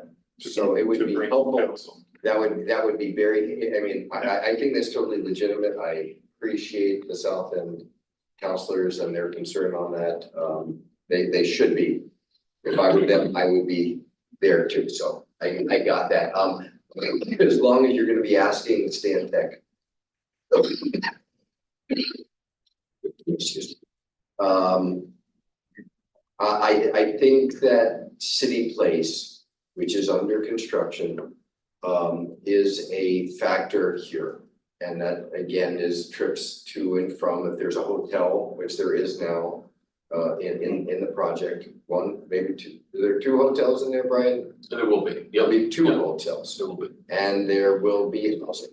So, if we're gonna be going back to Stantec, then I think that we need, to ask them to factor that into that, and that is a straight shot on the reconstructed Pine Street. Although depending on, you know, the one way, you know, I guess is you enter into their parking lot on Pine Street and you exit on St. Paul. So that will either drive. Both are inbound and outbound. Both sides. Yes. Okay, so you are going to, I mean, anybody who's going from here up to there is going to use Pine Street, right? So there's going to be. Yeah. I'm gonna ride my bike that way tonight. It's very nearly impossible to know how people make choices. I understand that, but it is really likely anybody going, I mean, this is part of why I want to be able to have the background for how they're making those adjustments. That they're making on there, but it makes most sense that people will go from City Place down Pine Street to go south. Yeah. They will inch their way elsewhere, maybe a little bit of Pine Street to go east. Yeah, it's a function of their destination. Yes, but clearly we are now gonna put in how many people, the occupancy, if we take the people living and. I mean, the residents are in the neighborhood of 340 housing units, that's not beds. And the hotel rooms are in the vicinity of 400, I think, total. You add the 2 together. So we talk about 1,000. You get about an 80% occupancy rate in hotels, so at any given time, 80% of that 400 number are occupied by people. Now, you don't know that, I mean, honestly, in Burlington, many hotel guests don't arrive in the car, many don't actually. That's the data. I think it's. And they drive by Uber, there's a lot of ways they get I there. think it's reasonably easy to kind of Yeah, have one one, factor. have those trip generations kind of plugged into the street network because they've gone through zoning. They justified. So, and I just think if you're gonna ask them, that would be, because their impact on. You'd like You know, to see that City Place traffic That's model right. on top of the Stantec model. That's right, yeah, exactly. So one There positive is, it's important to note that the Parkway's numbers and these calculations are factoring annual growth as well, background growth, in order to capture the development that occurs year to year. So, you know, we can look at adding this, but as we've shown, Parkway had background growth that hasn't even been met. Right, so. So we budgeted background growth that even all the new things we've built haven't achieved that number. So that's where it's part of our parts. So if the numbers, you know, like support the plans, then Yes. better. So one thing worth noting, Gene, in our conversations, COVID is part of this conversation in terms of how the world's changed societally. People are deciding to work less frequently at the job site and sometimes at home. Or in fact, what they've seen is the peak hours are broadening and the peak is reducing in those peak hours. So the things have significantly changed in many ways. Yeah, no, I mean, I appreciate that, and that is Right. part of our calculations that we need to have, if we are looking as, I am looking, obviously, I've said this a lot, to make sure that the people in Maple Street and King Street are not getting dumped on. to just be plain on it. That were, and I, you know, I'm steadfast in the railroad enterprise project. Doesn't that only help northbound traffic? When you're talking about going from places like City Place, you're not going west to get onto the RMP. No, I think that this problem is that you're loading, the City Place adds load to and from there on Maple Street that is going to be going into this area, so that they're not gonna go on the REP for that, so that is a major ingester.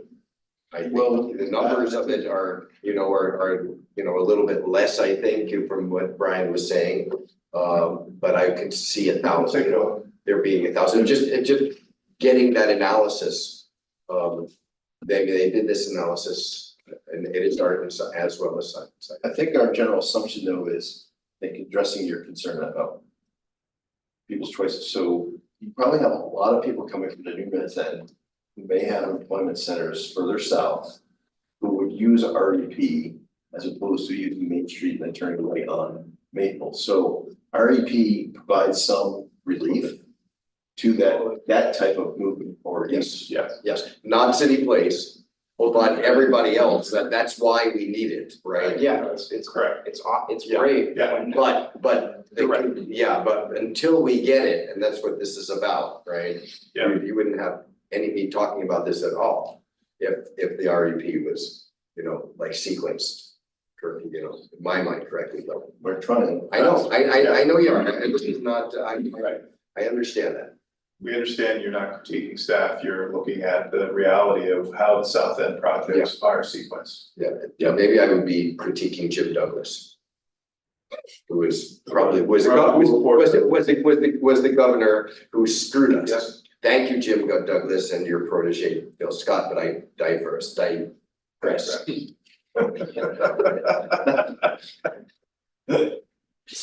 In some ways, it's good to have long history, in some ways it's not, right? It is always more fun than that. So I don't know if I could, So there's no action that we're seeking tonight. We wanted to hear your questions. We've written them down. It'd probably be helpful to hear from the other counselors, whether there are other questions. And then our plan would be to answer those questions in the council packet for June 3rd. Eric? Evan, you can go first. Evan? I'm just trying to process all of Gene's questions still. I'm Yeah. okay. All right, I think, yeah, they've got mine. And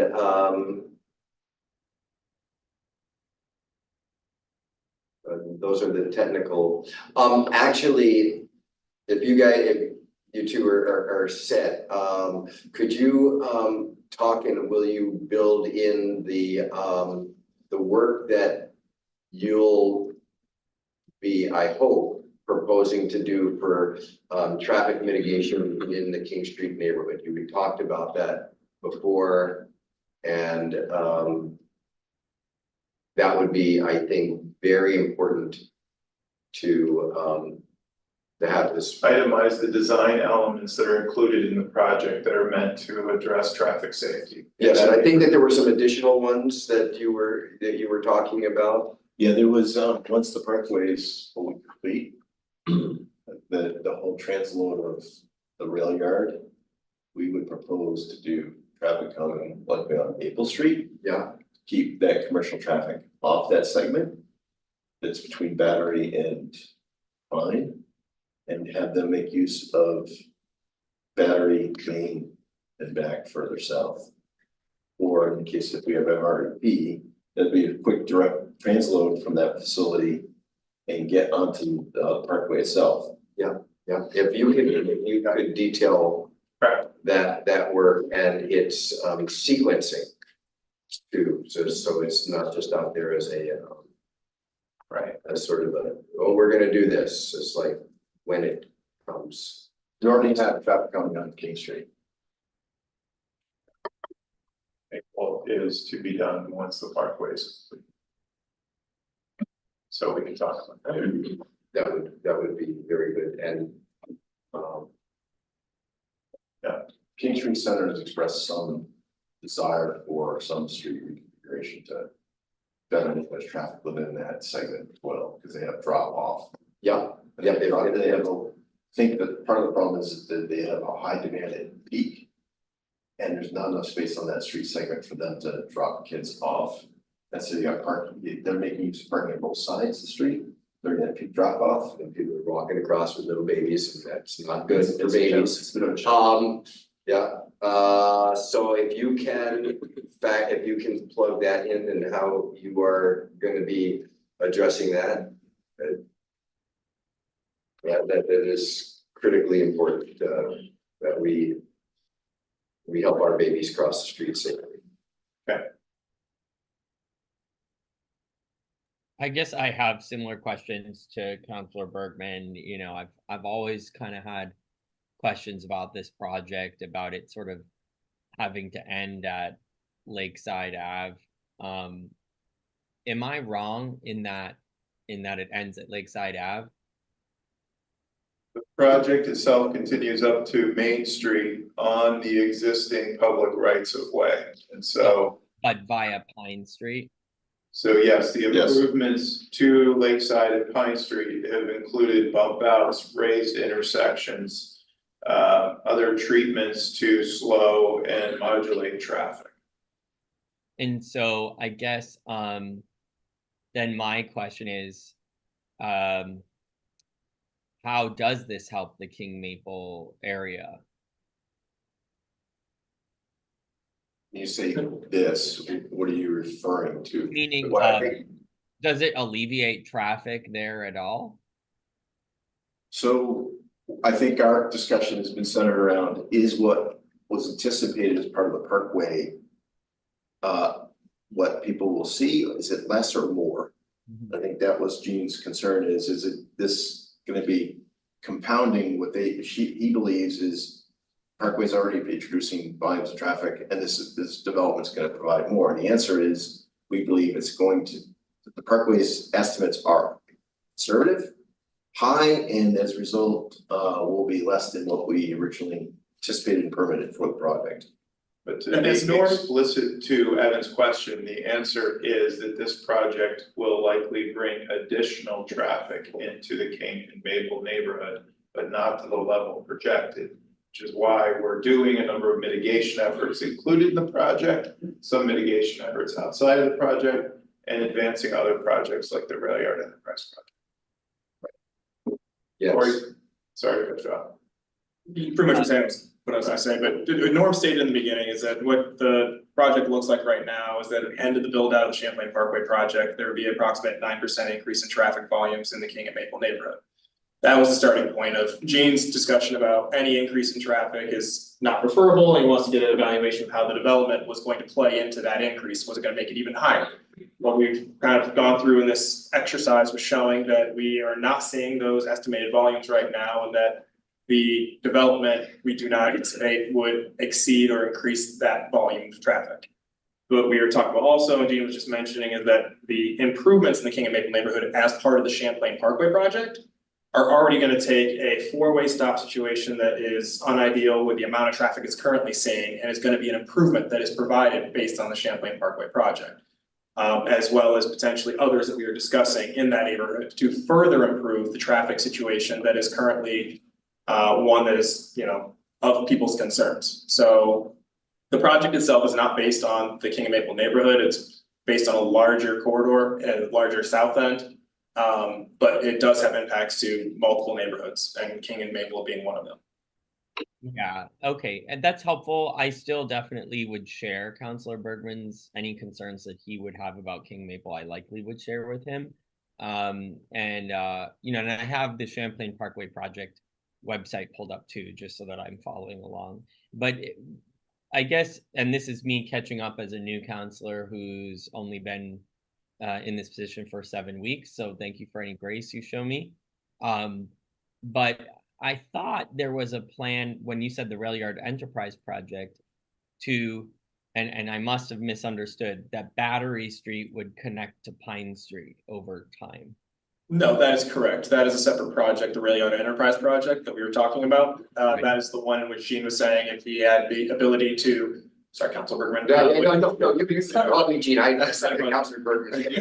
So, if we were able to reorder projects, that having that one ahead of the Parkway was what he was saying was his preference, and so. Okay, I completely agree. Thank you. I needed a little catching up, and I do apologize if I wasn't following along at the same speed as Councilor Bergman, who's very familiar with this, but that's sort of where I land as well. So thank you.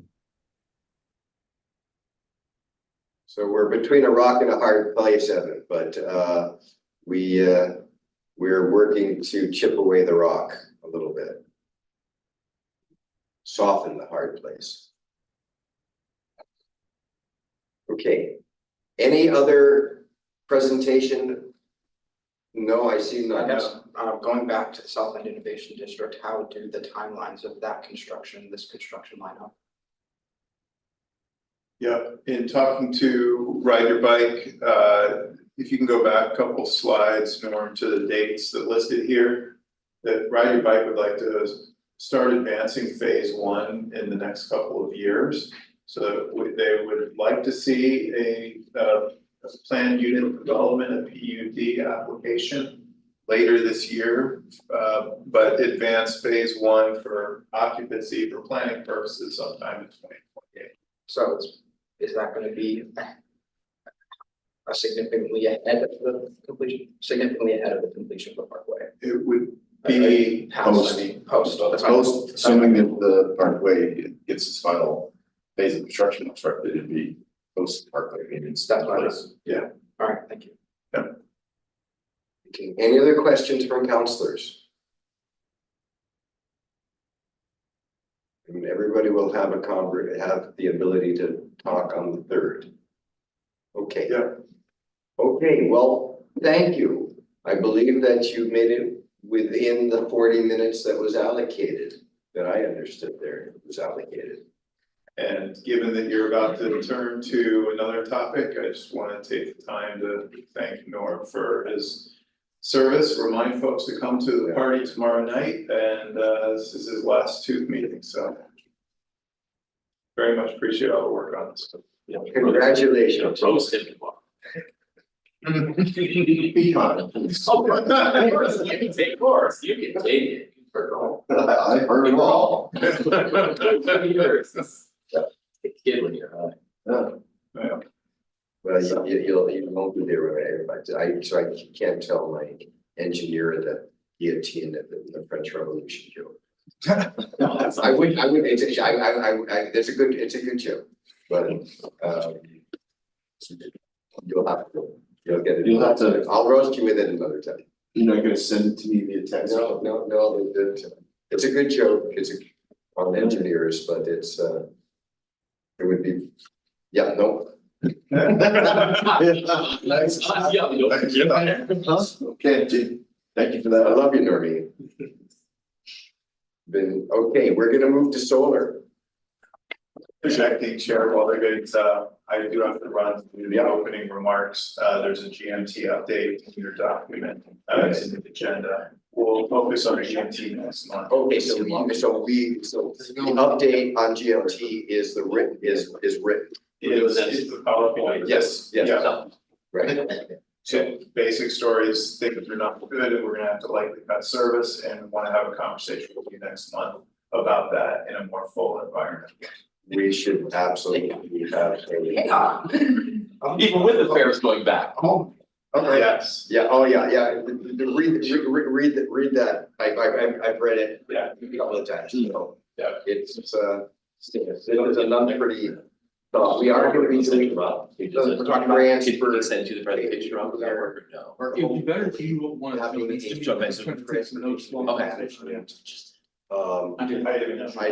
June, and this might, and it would pair sort of We have to nice. accept it as a panelist, right? With that. Thank you. Be like the whole. It's a 2-hour. Right. thing. Thank you. If I were the chair, GMT. if I were the chair, I'd make us do a 2-hour meeting, but otherwise, Yes, I'll just advocate for that. great. Okay, thank you. This Good is luck our with joint everything. presentation. It has the DPW logo on it because ultimately this is an interdepartmental effort. And it started really with Brian Pine, Director of Community and Economic Development Office, and with me is Zach Nersinger, also with CEDO. and I am taking on the project with Zach. I mean, I'm working with Zach now because Samantha Dunn has been doing it and Samantha is wrapping up her service with CEDO next week. So this is an informational presentation for you all tonight to get you up to speed and to get your feedback there's not an action. So we'll be fairly quick, try to be, but why don't we go to the first slide? And although we think there's some praise that Burlington has won in terms of our being named the top solar city per capita in the Northeast and number 4 in the country, there's still a long ways to go. We're still not there, and we've got a long ways to go. And we are, So we are advancing this as both a way to support our climate action goals and the mandate that we feel ought to be urgent for everyone around the climate crisis, but also as a way to use a city property to generate some revenue that takes pressure off of the property tax as the way to fund city services. So we looked at all city-owned parcels as a way to generate new revenue, and the departments that met identified a few that we'll talk about tonight for installing solar and adding battery storage, which builds resiliency, helps our grid, and has the potential to generate a new revenue source for the city, which we'll talk about a little bit. And we did issue a request for qualifications for solar companies to come to Burlington and work with the city, and Zach will talk about that, and we'll go into that, and then got a few key points at the end. Yeah, what I'm gonna show you is mainly just the sites that we included in the RFQ. But an aerial view identifying the property itself, a little bit of background or just some important notes with it. And then also some very preliminary conceptual layouts for solar that our RFQ respondent, Encore Renewable Energies, they were awarded the contract for this. What they have shown in their response document as what we asked for, is again, very preliminary conceptual layout so that we can help determine feasibility of solar at these sites. Again, just capturing time here of the RFQ itself. This is just a screenshot from its cover when it was issued earlier in February. So again, the RFQ, we prepared it, we worked with the DEED, Department of Public Works, Foreign Resources. A lot of people were involved in preparing the document, and we narrowed it down to 4 sites, which I'll go over after the slide. As I just said, the goal through this process is to determine feasibility of solar on these sites, and then if determined to be feasible, continue to work with Encore on mobilizing solar at those sites after they've completed the necessary due diligence work at each site, analyzing those sites to make sure that that all the engineering and analysis is completed ahead of time before they would actually start any construction whatsoever. Probably as typical for most solar projects, BED would be the recipient of the energy through a power purchase agreement. And as Brian said, we are looking at the feasibility of solar battery storage as well at a few, at kind of just 1 or 2 of the sites. 2 are on the ground and another 2 sites are rooftop. So we'll move to the next. Here's just a list of those sites: the Manhattan Light Drive landfill, I'm sure everyone's familiar with. Beltline, it's the kind of the exit ramps and loops where there's a bunch of those grassed areas that probably offer a really good kind of flat-ish surface, ground surface that's just being mowed right now. So there's kind of the least obstructions. There is stormwater infrastructure through there. We're aware of that, but in terms of the other sites that are listed here, probably the least amount of hurdles. The water reservoir roofs on Main Street and the water treatment plant roof facility. Those each come with, all of these kind of, as we've talked about recently, they all come with their own little bit of baggage because of how those structures and have aged over time, but that's all part of this feasibility and due diligence. So again, drive landfill. We're looking at this site, as I go into what Encore's prepared, it doesn't involve all the site that's highlighted there, it's just the property boundaries, we're looking at more of the mowed area and kind of the least amount of sloped area as well, kind of the plateau of it, if you will. Here's a picture of that Beltline site. We're looking at, see, oh, my cursor does work here, hold on. We're looking at this pod of grass and mowed area as well as its western neighbor over here. Reservoirs, everyone's very familiar with these, although no one really sees it from this view often. That's that membrane roof structure that's there, and this would definitely take a lot of analysis, structural analysis, to determine what's possible there. And the treatment plant rooftop as well, to the lower half of that picture. Encore, as I said, was one of the respondents. We had respondents and You said how many? 4. And we used a scoring matrix to determine who was going to be chosen. Encore received the highest marks out of that due to the completeness of their response packet. This is just kind of a snippet of that from their cover letters in it. And as I said, they came up with very preliminary conceptual layouts for solar array systems at the 4 sites that were listed in the RFQ. So we're starting at the top again with Manhattan Drive landfill. And pretty self-explanatory there, they've kind of done a rough sketch here in the blue of where a solar field could be constructed, and they've also identified potential battery storage here as well. Again, very conceptual, but helps give us some good indicators of what's possible there.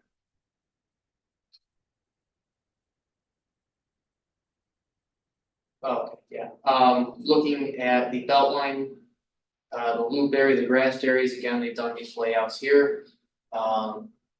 This PO that they've labeled is really just showing their route for how they would have to connect the transmission line from the system to our, infrastructure to the west. This is just a very colorful, messy image of environmental conditions and why they chose those 2 areas, because they have the least amount of wetland encumbering the site. And the lowest risk of flood. Yes. Solar panels don't like water. I split this image up because it was kind of a little too small on the slide to show what's potentially possible at the water reservoir. Again, I'm gonna state this is very conceptual. It shows a lot of panels on it, and we're not gonna know what's possible here until we do more with structural analysis. Just as a point of correction, it's just, it's confusing to have the word Beltline there. It is, that was a mistake. That they did that. Yeah, no, They generated that, you're I- right. They should. I noticed that too, that was Yes, we definitely a missed mistake. that. There's a couple slides that have some words that don't belong. Yeah, that's okay. That is, It threw me for a loop. just threw me now too. Yeah.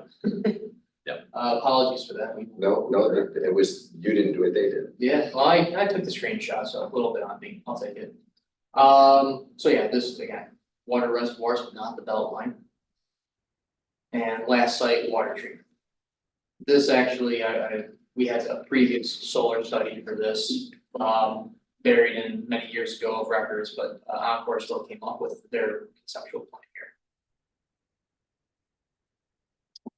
here. Next steps, this is our Yeah. last slide, and I'll let Brian kind of cover that. Yeah, we're working out the letter of intent that really is, gives Encore enough certainty that we're really serious and interested, so they can invest and start invest in the due diligence, really doing the analysis of which sites present the most, straightest path, least resistance, fewest hurdles.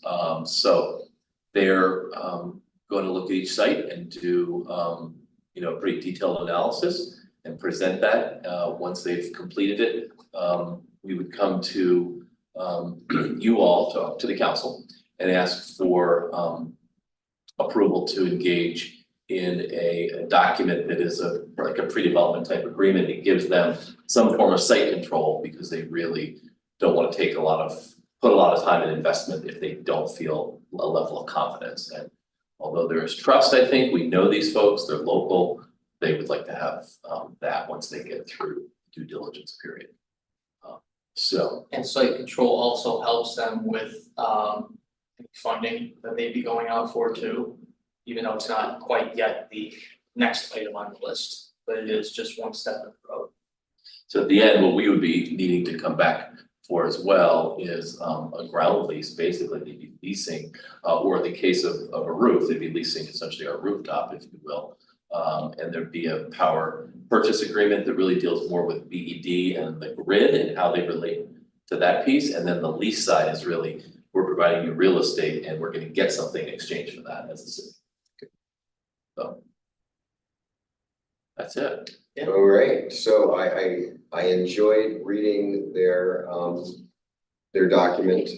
And I am interested in the arrangements that were entered into with the Brattleboro, South Burlington, and I think it is Morrisville. There are two landfills, and a junkyard.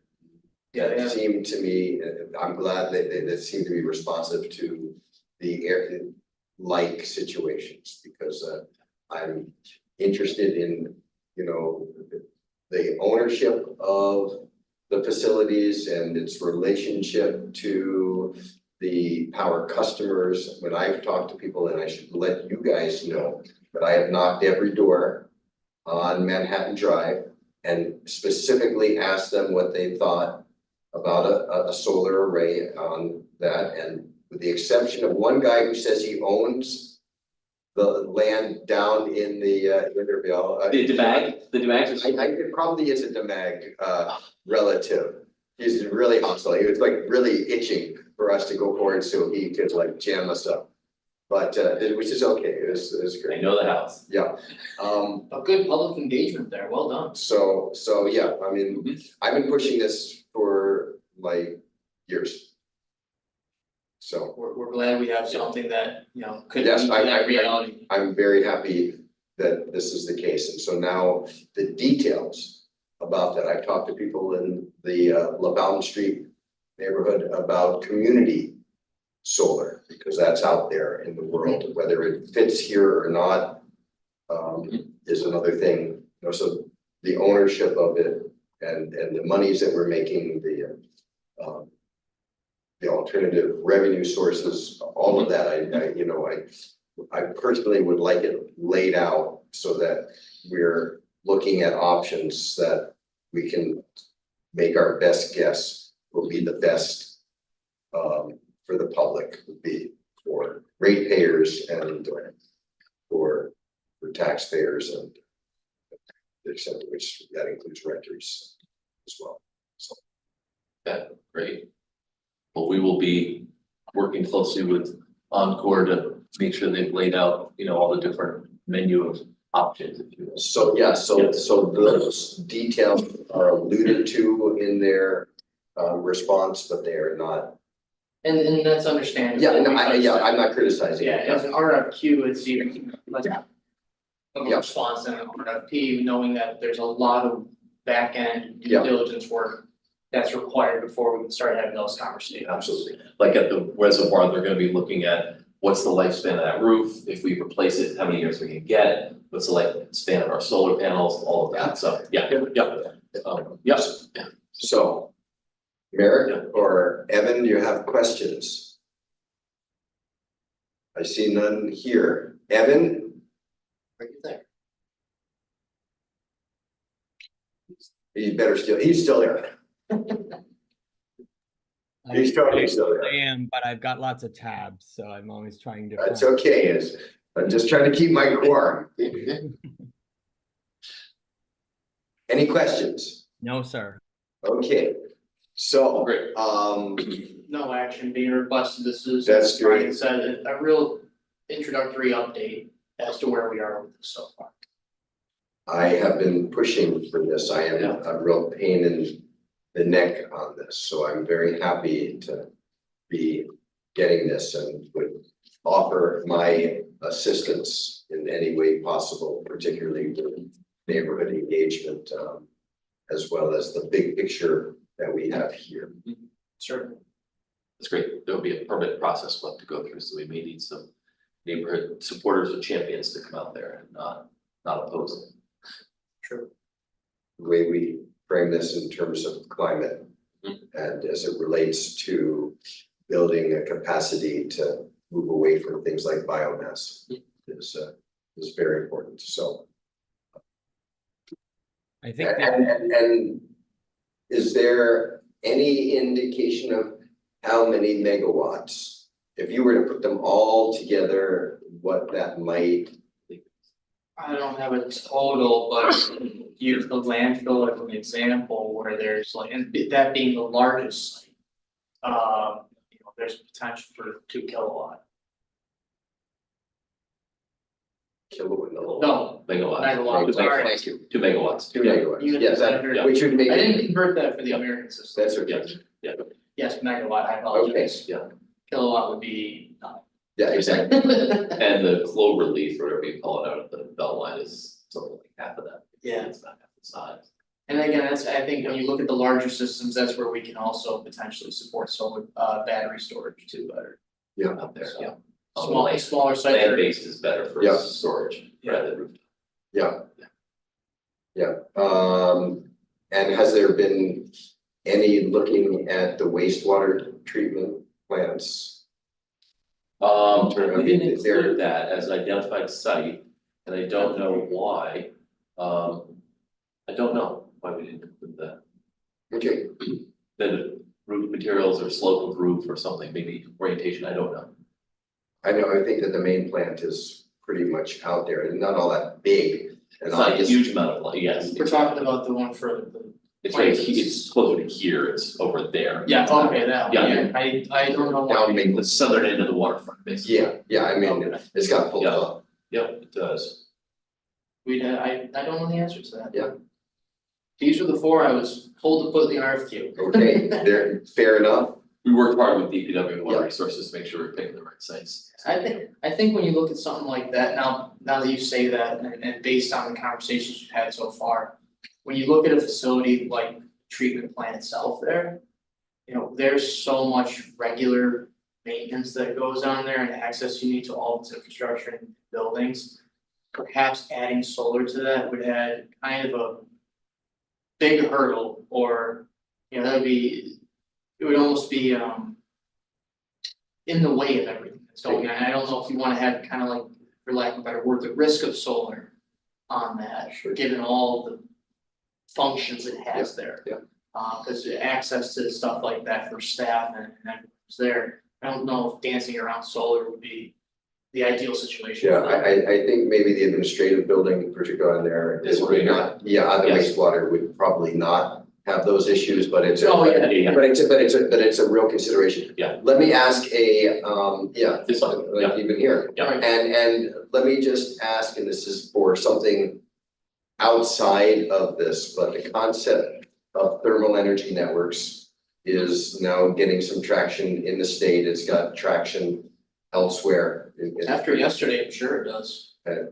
Plenty warm outside. Oh, and the wastewater treatment plants and pump stations are prime locations for that. So in the work that you're sort of doing in a multi-departmental energy related activity, is that an area that when you're done with this and you have staff bandwidth, is that an area of potential? We haven't talked much about thermal energy networks at this point, so BED might have done more thinking on that than we have, but this group is really focused on this particular. And ours is the product of that work that was done before I joined the Yes. city of looking at city sites where, Yes, you know, what can we do with different, what can we do we've with got a few like little postage stamp properties that look like they'd be great development sites for like Habitat to do a house here and there around the city, that we have these little orphan properties that we own and we don't even know City why. properties. Yes, Yeah. exactly. So I would, We're looking at all of that as how to put these to more productive use. That's so what I would add, Yeah. the idea of thermal energy networks, which are in a way like mini district heating, Right, related to our, wastewater treatment plants, Uh-huh. on your radar as being Yeah. similar Yeah. in that frame and Yeah. would perhaps be tremendous, drivers of activity in the district in which it could be implemented. So anyway, I just wanted to Yeah. throw that bug your way. Okay, no, thank you. it is 7:05 for lack of Yes. Before we motion to adjourn, I was just waiting. I wanted to ask, when you guys get to this stage, I know we have to talk about the city council, there's so many more steps, but when we get to the stage of looking at the prospect of putting solar panels in the roundabout of the Beltline, is there any possibility that you would want to come and talk to my NPA in 4-7 and just let folks know that that's going to happen, and if there's any way to beautify it a little bit, just anticipating the need for folks to know about that. Sure. It's a little different from like Yeah, the tops of the sewage It's all- building, right. right? Yeah, yep. No, I definitely would commit that we'll bring it to the NPA. I can't say we'll make it look any prettier than they make solar panels look, because I don't know how to do that, but yeah. I'm more thinking like, can we put some plantings? Can we, because for me, there is a difference between putting solar on top of many of these city-owned buildings that we've talked about, and then somewhere where my entire constituency drives through and it's very nature, it feels like nature, and I think folks will just want to maybe, I don't know, see it look as nice as it could. The last thing you want to do is add trees that would obstruct the sun, or actually root systems that would then. That's why I obstruct said it. plantings and not Yeah. trees. I mean, I think that the junkyard had wildflowers. Wildflowers, in it, so that, wildflowers. so might that work. way- Flowers sounds great. Low maintenance is great, low maintenance is good. Yeah. And bring sheep. Native wildflowers would be very popular with my NPA. They're very upset about the governor vetoing the I can never say that word. Neonicotinoid. Chemical bill. They like pollinator gardens. And maybe even a piece of artwork can go, public art can go in there or something, but something, I'm just asking you to like, consider that space, even though it is in the middle of a highway, a little differently than, maybe the top of the sewage plant building. Yes, once we get closer to figure out which ones are feasible, we'll discuss these details more. This is great. What do you want Anything to else on this feasible? before we quickly move through the rest of the agenda to adjournment? Okay, seeing nothing more, I would entertain on the next item, the director's report. The director had to leave for the connection conversation, and there is a written report, so I would just entertain a motion to accept it and place it on file, and request that we discuss this at our June meeting, which is what he was suggesting. So And I hear a motion and a second, and Rob, you can pick which one, because they were both simultaneous. And Merrick is known for the so move, so I'll let him. there you go. And so there you have it. All those in favor, please say aye. Aye. Aye. Any counselor items? And I'll please you both by saying I don't have any tonight.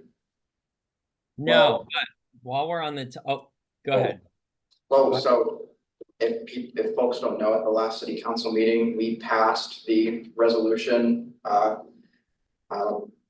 compelling, the TOOC along with a variety of stakeholders to discuss the feasibility and the viability of creating a building emissions reduction ordinance. So add it to the agenda of the next couple of years, or whenever, by October.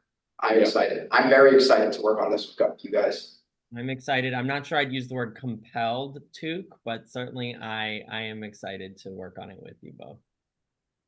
I did have one item that comes from Mark, but Evan, do you have No, I guess what I wanted to say was I was catching up a little bit,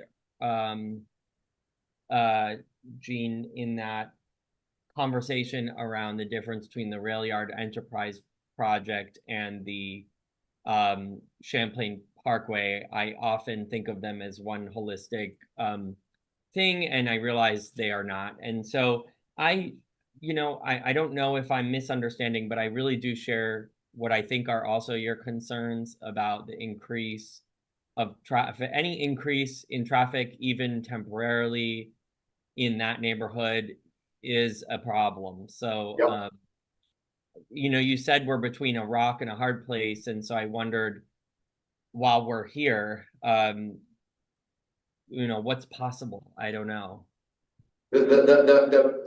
the problem is that the council is going to be forced to take a vote to finish the connector. I'm gonna call it Southern Connector, I'm sorry.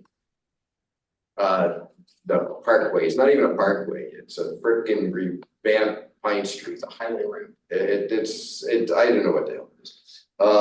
So before the railroad enterprise project is even, really well established there's a lot of work that needs to be done.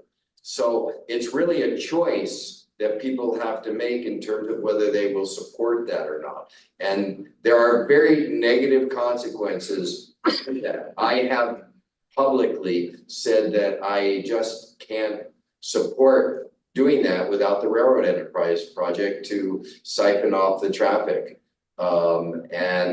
It puts me in a very difficult position, which our staff recognizes, and I think they sympathize with. So we all have to decide how we're going to vote on it, and the consequence of a no vote would be that the city could be on the hook for $50 million.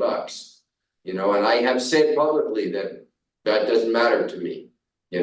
So I am definitely in a very hard place, given the concerns I've got for the people in that neighborhood. The extent to which numbers can soften that blow, but we all have to make our decision in terms of how we approach that. So that's otherwise the only thing I would say that we can do is to continue to press for all the mitigation activities that we possibly can. And we constantly look for real and good information related to the impact so that we are not, at the very least, trying to give people a snow job.